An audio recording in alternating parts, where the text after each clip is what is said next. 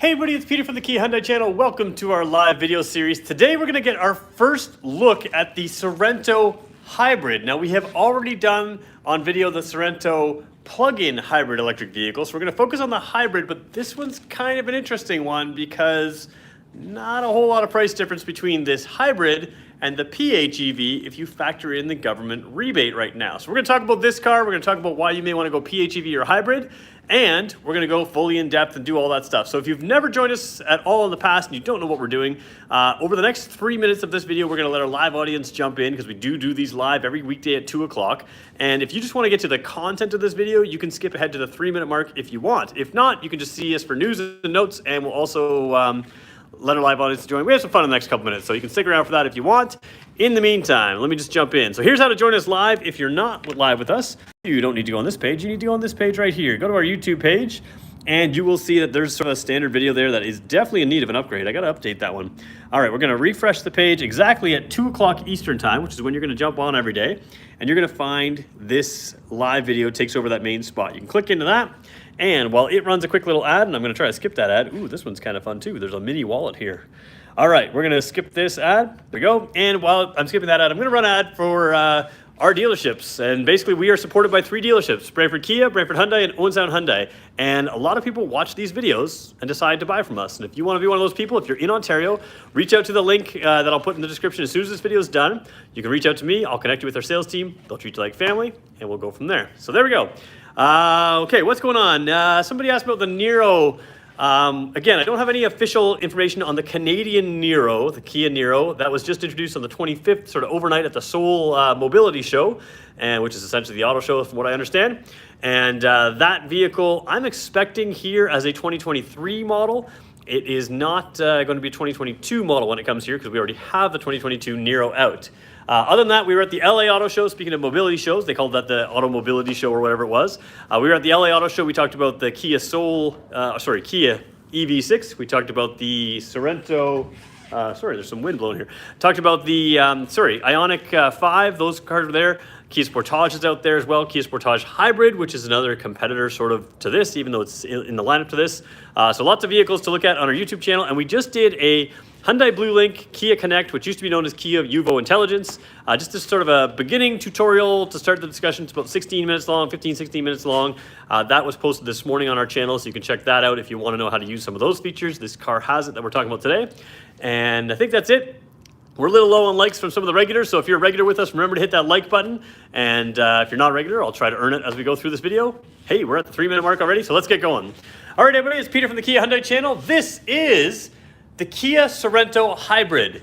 And it's an interesting thing because the lineup is starting to get crowded. If you saw our video from the LA Auto Show, you know that there's a Kia Sportage Hybrid coming out, which will be a little bit smaller than this, but not a whole lot. It's bigger than our current Sportage.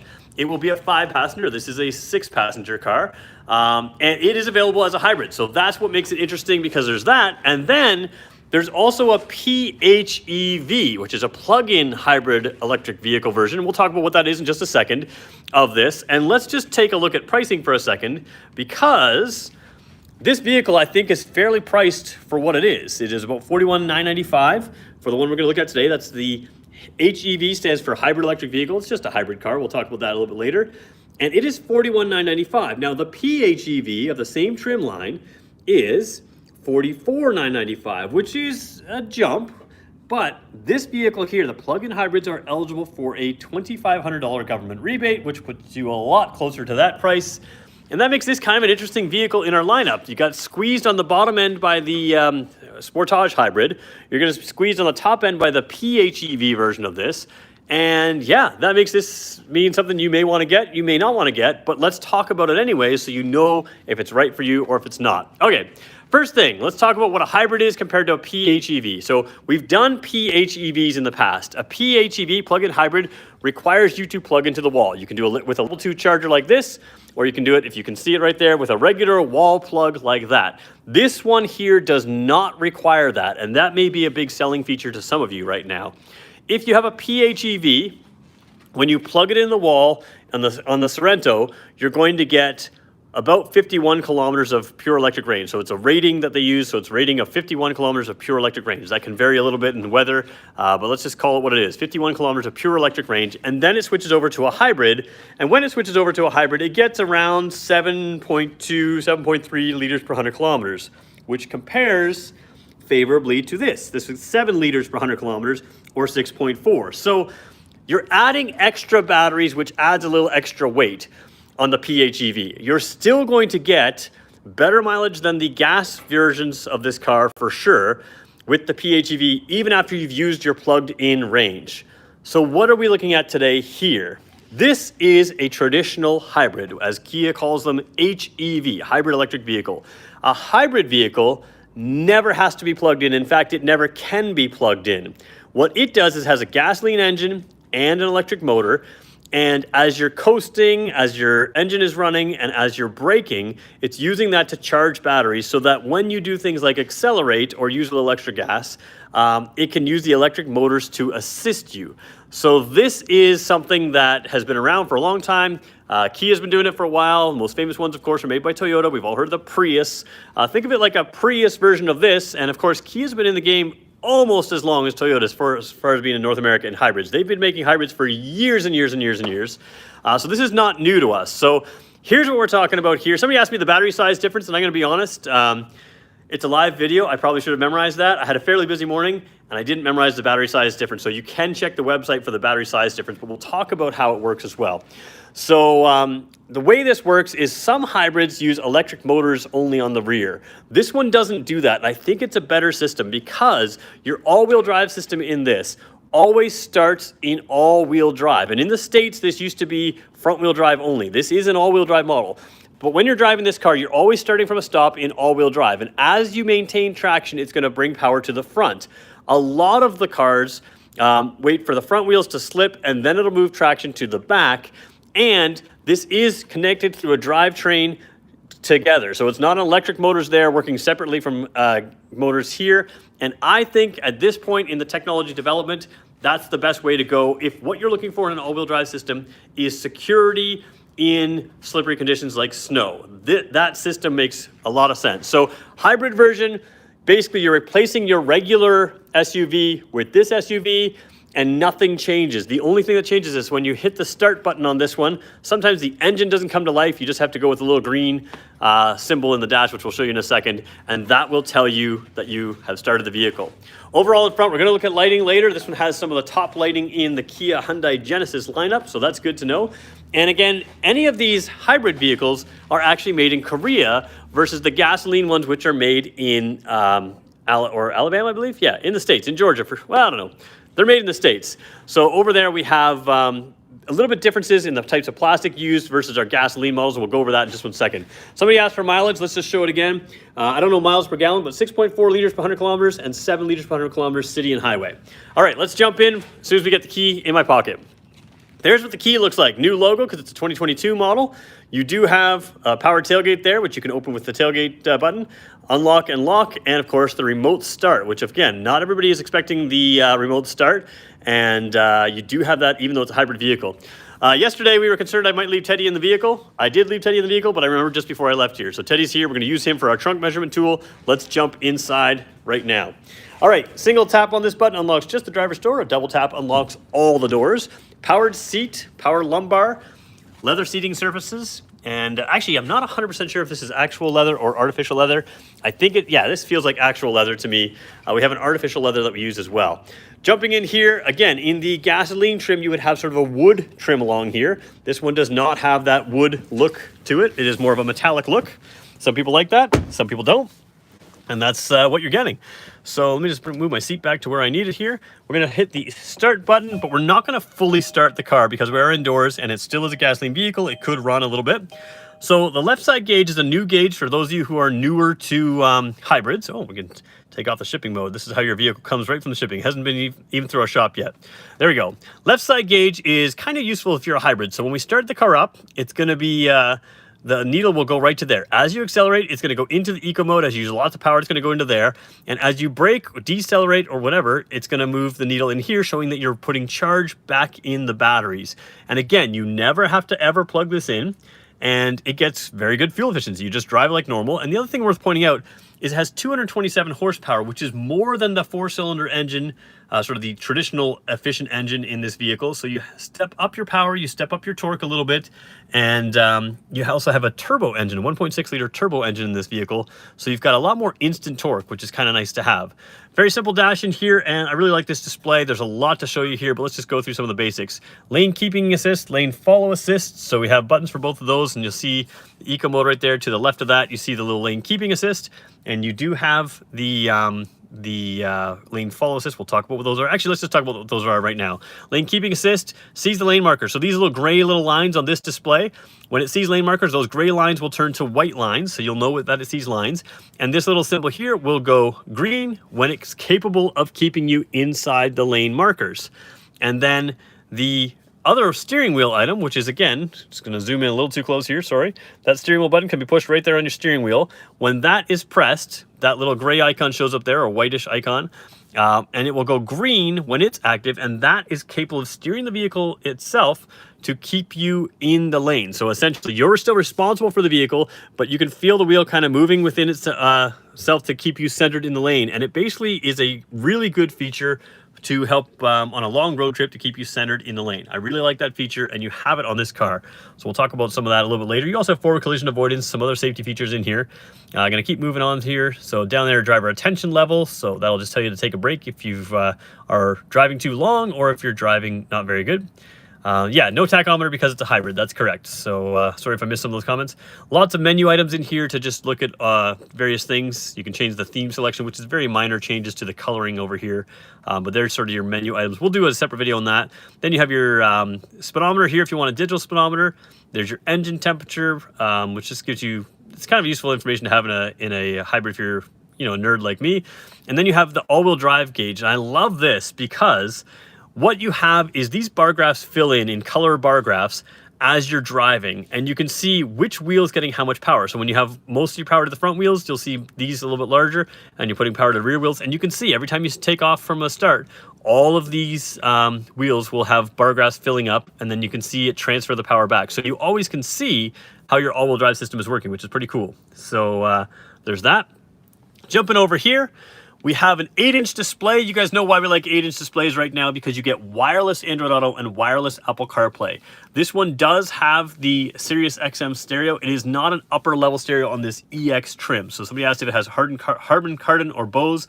I believe the top ones are Harman Kardon in this vehicle, but it does not have it in this particular one. But you do have, and we'll try to show you here, satellite radio, which is kind of nice to have. You also have, let's go to the FM mode. You have, whoa, let's just turn the volume down. You also have the HD radio on FM, which is kind of nice to have. So you have super clear FM radio when you have those HD channels. You have the satellite radio, which is kind of nice to have as well. And of course, it's a nice color display screen. And if I throw it in reverse, which I don't think I can do, that's right, I can't do it with the dial gear shift, but we can show you the camera button. There we go. There's your backup camera. So backup camera will have lines when I'm in reverse, but I touched a button to activate the backup camera. We'll just show you that really quickly. My exterior lights went off here. I'll have to turn them back on. There is a button right there that can turn on your backup camera. So before you put it in reverse, you can take a peek at what's behind you and just make sure nothing's there. Once you go in reverse, you'll have guidelines. But again, I haven't turned the car on. And the reason I can't show you this is because on the hybrid models, you have, instead of a manual gear shift, you have an electronic dial style shifter. So you can see there's neutral. I can go to drive. I can go to reverse. I can hit the P for park. And that's how that works. So really quickly, I'm just going to jump out and get my light back on in the room because it's being blocked by a car or two. There we go. And we'll just keep showing you through here. Over here in the dash, you do have a nice automatic climate control system. So that sets it to dual zone temperature control. So if I wanted the passenger side to be higher than the driver, I could do that. If I wanted to sync them together, I could hit the sync button there. You do still have a rear air conditioner here. And then because it's a hybrid, you can get a little bit extra engine off time if you go to the driver only mode. I don't recommend using this for any real reason on an electric car, even though they have them. But on the hybrid mode, if you have the car up to temperature anyways, you can set the vents to blow just towards the driver and keep you comfortable there. So nice simple system there. And again, nice hard buttons on the stuff you're going to touch normally. Big thing I want you to touch regularly is this auto button. Keep it in the auto section as much as possible, because on a hybrid, the climate system works with the hybrid system. So if you start manually controlling things, you often end up running more gasoline engine than you need to. If you let the automatic system take care of it, it will do what you need it to do, and often will save you a little bit more fuel. So just a little tech tip there. Coming down here, this is a nice little covered area there. On higher trims, this is sort of piano black. On lower trims like this, the EX model, it's just the regular plastic. But you do have all the same things you would have in the higher end trims, like a wireless phone charger right here, 3 USB ports, that's your little symbol, and there's a little light in there which will tell you when your wireless phone is charging or charged. Rump roasters, big fan of those, of course. You got 1, 2, 3 levels of seat heating right there. They can turn off like that. And you have drive modes and terrain modes. So if you're a Canadian, you're gonna be happy to see drive modes here, and push that button and see terrain modes. In the States, you don't have the terrain modes. So we have snow, mud, and sand. Yeah, if you're gonna go light off-roading. Let's say you're going camping, these could be useful. This is not an off-road vehicle, and let's not pretend like it is, even if Kia advertises it that way a little bit more. Eco, Sport, and Smart are the other drive modes right there, and you can choose them as you wish. Come down here, steering wheel heater, which I quite like a lot. Electronic parking brake over here as well. And you do have the hill descent control and parking beepers, which is kind of nice. When you throw it in reverse, you also have the beepers, which will tell you, ooh, that's a good view of me, eh? The beepers will warn you of things behind you through an audio thing, like beeping, which will come progressively quicker. So you can hear the beeping and then check your backup camera if you miss something. So there we go. I'm gonna get to your questions in just a second here. I see a few of them in here. Somebody says, looks cheap. It's not the highest end model, but it doesn't look cheap in here to me. Sometimes things don't translate on camera. So I would say looking around this this area, it looks pretty okay. I mean, it's not the top line version, which has some ambient lighting in there. But I would say the overall feel of this vehicle is quite nice, actually. And cruise control is just the standard cruise control here. You do have paddle shifters. There's 6 speeds to switch through, 8 speeds on the pure gasoline model. You do have automatic headlights there. And again, the headlights here are the best you can possibly get in the Kia Hyundai lineup, which I'll talk about in a second. And you also have your wiper information over there. So let's jump out. Do me a favor, guys. I got 48 people on. There's 50 people on right now. There's no reason we can't hit 50 likes, but we're a little below what we normally get. So somebody says they're not a fan of the no tack. We'll talk about that in a second. And so yeah, do me a favor, guys. If we all hit the like button in 5, 4, 3, 2, 1, then in about 5 minutes now, we all hit it. In about 5 minutes, we'll have a whole bunch of people jumping on. So if we all hit it together, it's kind of a fun thing to do. So let's do that. And keep in mind, I'm doing my best here. So give me a like. It's a Friday, and see what we can do. All right. A couple things I really like, just silly things. The doors here, if you see there, they wrap all the way around. So when you get out of this and you rub your pant leg against there, the door doesn't end at sort of that black area and have all that dirt there. It wraps all the way around, so you have your pant legs stay clean. And the person who is saying they don't love it that there's no tachometer, I understand that because we're used to seeing the tachometer. The hybrid gauge is actually very, very useful if you drive a hybrid because the engine doesn't always do what the car is doing. If, for instance, you had more electric assist and less engine, and you had a tachometer, you might be accelerating while the tachometer actually slows down for a second, allows the electric motor to do a little bit more. Also, the electric motor can operate when the engine is off, so you can accelerate away. So a tachometer would be misleading compared to what your vehicle is doing, and that's why they don't stick that gauge in there. So good point, but that's why they don't do it. And somebody said price. We'll show them price right now. $41,995, and of course the big question mark is, would you go $41,995 for the hybrid or $44,995 Canadian, of course, for the plug-in hybrid, which has a $2,500 government rebate? Those are choices you get to make, and the best part is you get to make them. I just get to tell you what the thing is. So there we go. All right, really like your videos. Does drive mode always default to eco in the hybrid? I think if you leave it on sport mode in any of our cars, it will turn on in the more normal mode. So on this car, it will turn on in eco mode, or I believe smart mode you can leave it in. It will never turn on in sport mode. So essentially, yes, the hybrid vehicles are defaulting to a more eco mode, which is probably what you want for the most part. I don't think it's a whole lot of change for most people to drive this in an eco mode or the maybe lower trim level in the normal or even sport mode, because you'll have quite a bit more torque. All right, let's jump into your questions here. Any way to get an allocation for 2023 Kia Sportage hybrid all-wheel drive? No, haven't had the hybrid all-wheel drive. Haven't had the hybrid Sportage announced yet. So when we do have that, I'm going to make a video, and trust me, we'll be asking you to place an order at that point. So you'll know for sure by then. Electric motor will run most of the time at lower revs. Yes, electric motor is running all the time to at least assist the gasoline engine, but when it can run on just the electric motor alone, it does that. And you don't have to do anything. You get in the car, you put it in drive, you keep going. That's what the hybrid is great about. It will take care of that. So somebody says, if you're on a hill, use sport mode. Yeah, you know what? A hill or towing. I like to use the sport mode in towing sometimes just to get a little bit more acceleration power. You can tow 2,000 pounds with this. You can tow 3,500 pounds with the 2.5 liter turbo engine available in this vehicle, but then you won't get the same mileage. So just a couple things to keep in mind. Okay. Once the hybrid battery is completely depleted, how do you get it completely charged up again? Coast down a really long hill, does it ever get completely charged? That's a fantastic question. This is where the misunderstanding about hybrids come. The hybrid battery in here never gets fully depleted, and if we're honest, it actually never gets fully charged as well. So when I say that you get in this vehicle, you put it in drive, and you drive it like normal, and it gets the mileage for you, I really mean that. Now, if you drive a hybrid, the littlest bit of eco driving, let's say you would save 5% maybe on a gasoline vehicle by doing some eco driving, you can really rig the system to jump your fuel economy. I used to be able to get on a hybrid that I used to own, like 20% better fuel mileage just by tweaking my driving style just a little bit. So you can do things to tweak the driving style a little bit on a hybrid that can really make a difference by leaving that engine off more or having a little bit extra electric assist every now and then. So you never have to think about or worry about that battery. If the engine is running, it's capable of charging the battery. If it needs to use that, it will. If you're coasting or braking, it will charge the battery. So it's just one of those things where on a hybrid versus a PHEV versus an EV, on a hybrid, you do not think about battery. You just drive it like a regular car. And that's the real benefit of a hybrid over maybe a PHEV or a electric vehicle, is you just don't think about it. It's no different than a gas car as far as your thought process. You will have better mileage. You will find that sometimes you're driving on pure electric mode and the car just decides for its own when it wants to do that. So that's helpful, but you never ever have to worry about it charging or uncharging. It'll just take care of that all for you, and it works really well. So there we go.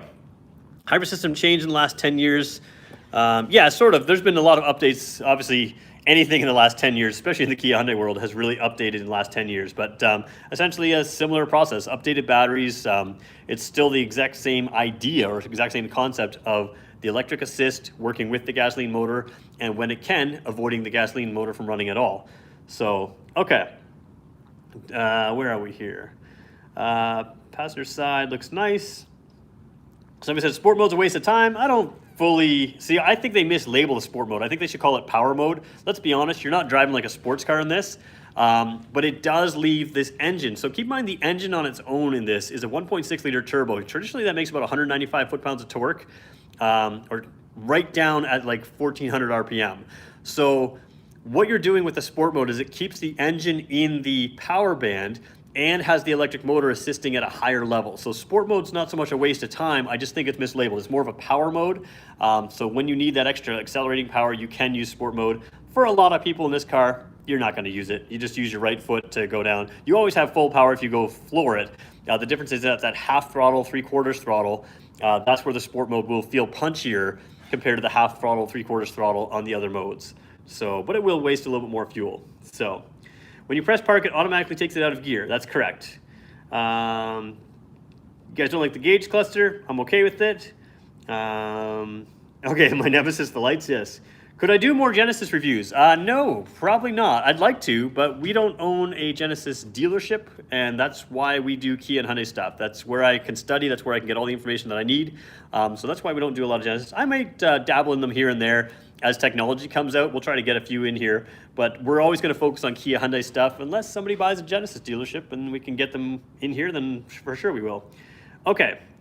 Okay, it'd be nice if these dials more 3D. Yeah, so a couple of comments on the dash in here. And keep in mind it is different on some of these models than other models.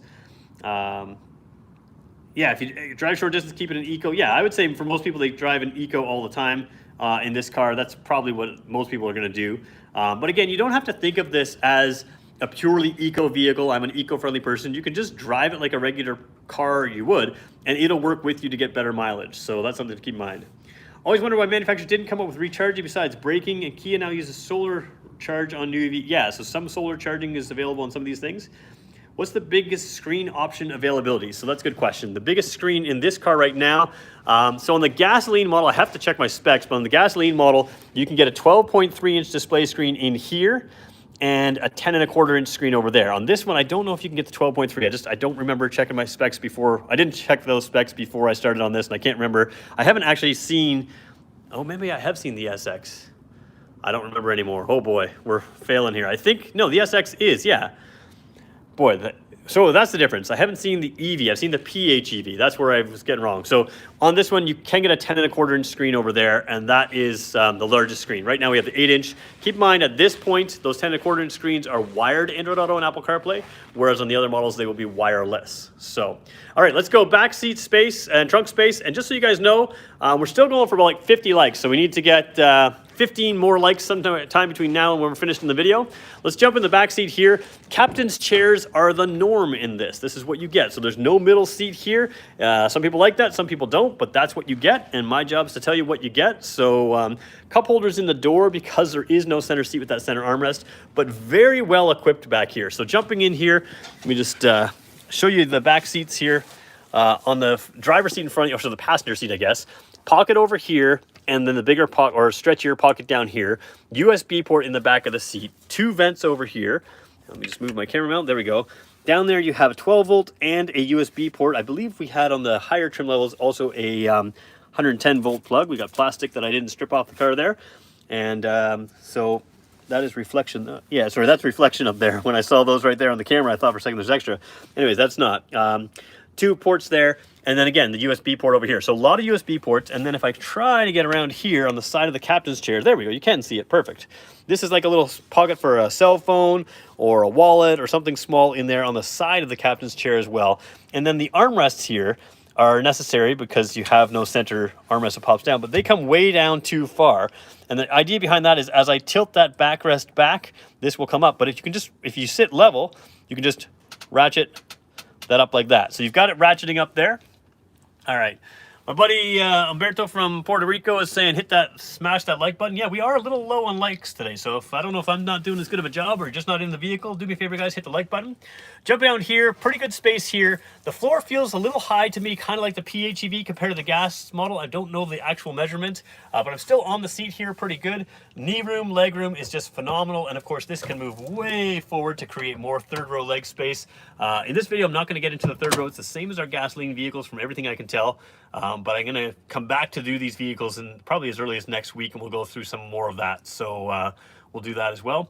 This one does not have a sunroof. Of course, sunroof is available on higher trim levels, PHEVs for sure. So we'll jump in. And let me just jump to the trunk space.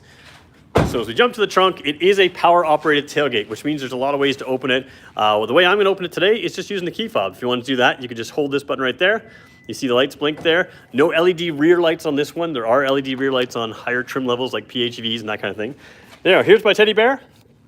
Teddy bear is my trunk measurement tool, and it just gives us a sense when I fill the screen with the trunk here.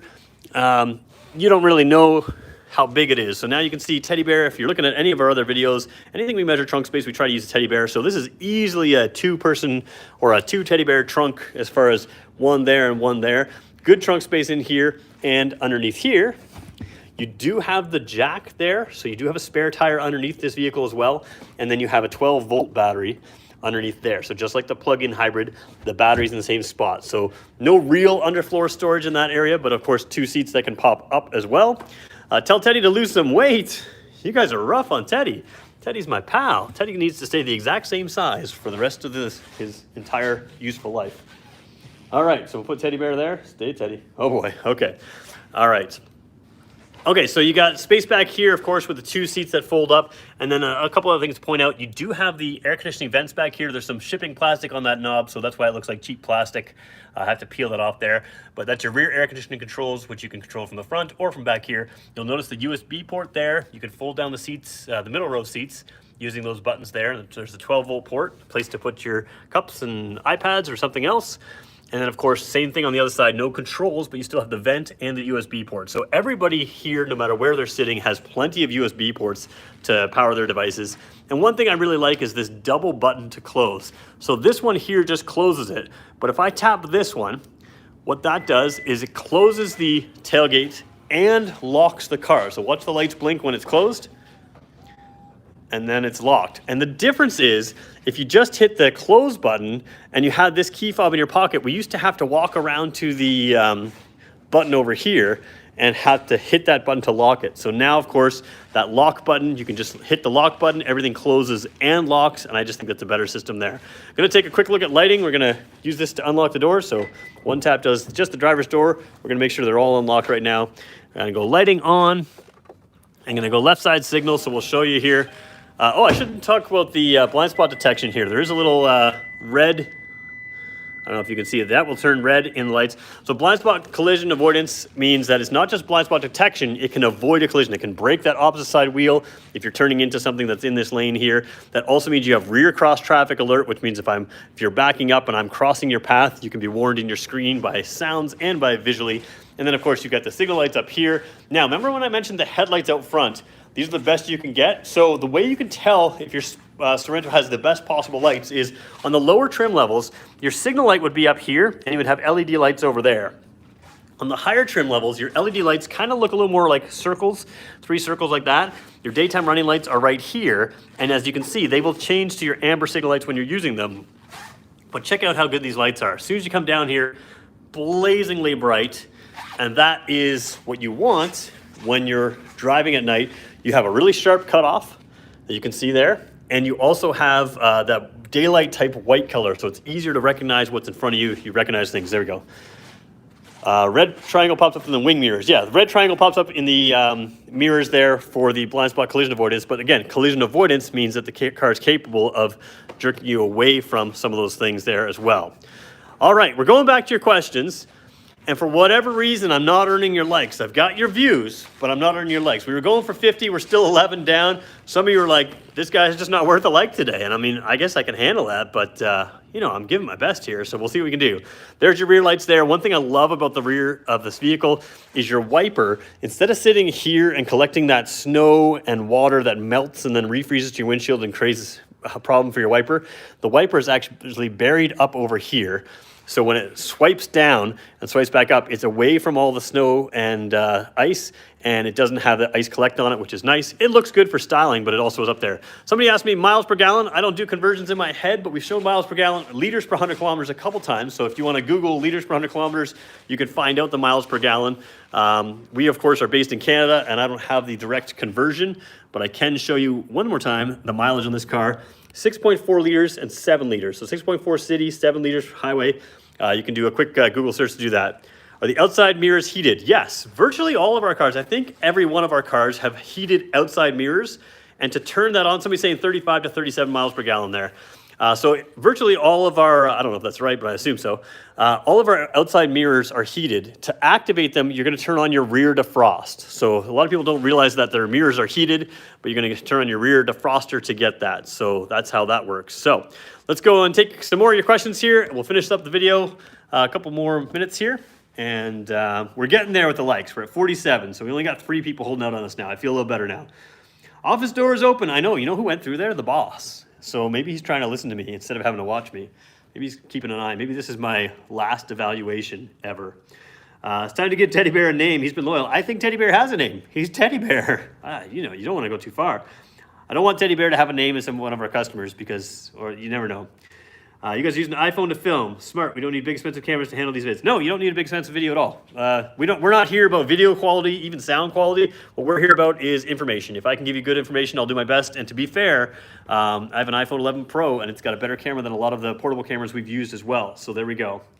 Too bad the US versions don't come with that third row vents. Yeah, they don't come with third row vents. They don't come with the terrain mode. So there's some differences in the US model. Canadians often get a better version of some of our options, so it's just kind of the way it is. I don't know why.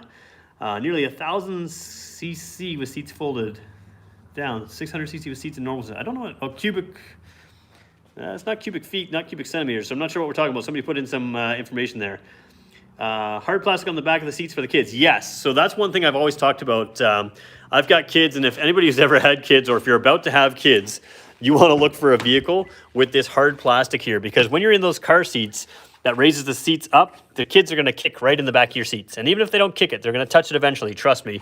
A wet cloth wipes this down perfectly clean. This is still like a vinyl, which wipes clean as well, and you can just get to everything there. So you're looking for plastic on the back of your seats if you've got kids, and a lot of our vehicles have that. It's really, really nice. For those of us who've gone through that child seat stage especially, to just be able to take a damp cloth, wipe it down, and have it look like new. Once again, really easy. So that's good. All right. New Zealand, the 2.2-wheel drive hybrid is 12.3-inch screen. So yeah, there are different models around the world that have different size screens. Is the floor under the rear seat raised like in the PHEV?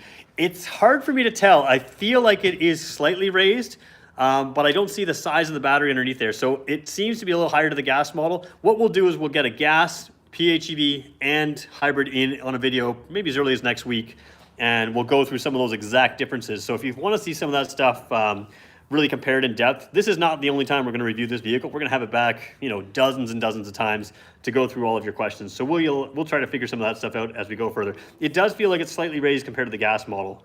Could I do a video comparison between the Stinger and the Scorpion? If we have them in at the same time, yes. The top line Stinger versus the Stinger Scorpion. Right now we don't have them in at the same time, but we should have them back in again soon. So if anyone uses rear-facing child seats, the rear doors are huge and very easy to access. That is true. That is one benefit. If you're thinking of this as a family vehicle, those doors are big. And the other nice thing is about a lot of these Kia and Hyundai vehicles, they open wide. So when you're putting your child in, like I wouldn't say it's 90 degrees, it's not, but it's a very wide door, wide opening, so it's very easy to access kids in here and have them slip through the center into the back, which means you can leave the seats up here and have your kids slip into the back there as well. So there we go. And we're gonna leave it there. We made it to 49 likes, which means one person is like, you are not worth it right now, no matter what. There's 67 people on right now, so it's more than one person. But if anybody wants to leave a like, it's my best Friday I can do for you. So we'll go there and there. We'll do our best for you. And somebody says, do you have an office extension in Quebec? No, we're in Ontario. So the best way to reach me, I'll put a link in the description once this video is posted, and you can connect with me there, or just check any of our previously posted videos if we're still live, and you can see the link on how to reach me, especially on the live section. We do that. Do the front turning lights remain white or change to yellow? Oh yeah, so on this one here, maybe I didn't show that enough. Oops, sorry, I meant to flip around here. Maybe I didn't show that well enough. They stay white. The camera, LED lights are funny with the camera, so that is still white afterwards. So there you go, it's white there, and it switches to an amber, so it's switching between amber and, at least down here, it stays lit white. You can sort of see it's a little darker there, but yeah, if I turn that signal off, it will be back to white, so let me just do that for 2 seconds, and there we go. And you're back to the white there. Again, white LED lights don't film perfectly on camera, but it is very bright white. Yeah, there we go, it's kind of good. That's pretty accurate right there. So there we go. All right, thanks everybody for joining us. It's been a fun Friday. If you haven't seen our Blue Link and Kia Connect video, which is used to be called Yuvo Intelligence, feel free to have a watch of that. It's about 15, 16 minutes long.